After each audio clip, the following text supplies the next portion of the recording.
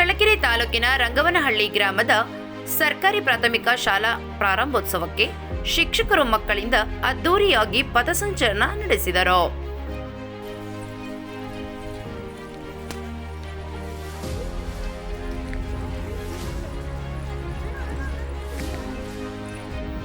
ಇನ್ನು ಶಿಕ್ಷಕರು ಮಕ್ಕಳನ್ನು ಬರಮಾಡಿಕೊಂಡರು.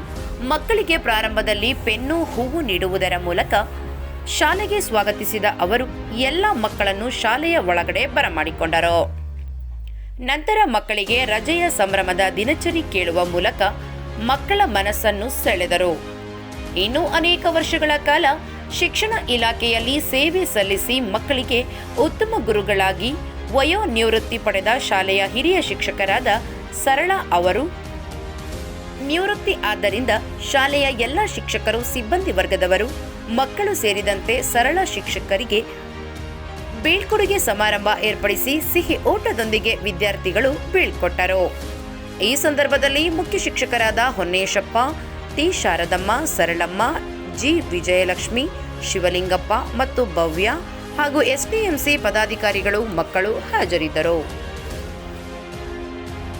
ಮತ್ತಷ್ಟು ಸುದ್ದಿಗಳಿಗಾಗಿ ಸಿಟಿ ಚಾನೆಲ್ ಚಳ್ಳಕೆರೆ ಸಬ್ಸ್ಕ್ರೈಬ್ ಮಾಡಿ. ನಮ್ಮ ಚಳ್ಳಕೆರೆ ಟಿವಿಯನ್ನು ಪ್ರತಿದಿನ ಸಂಜೆ 8 ಗಂಟೆಗೆ ವೀಕ್ಷಿಸಿ.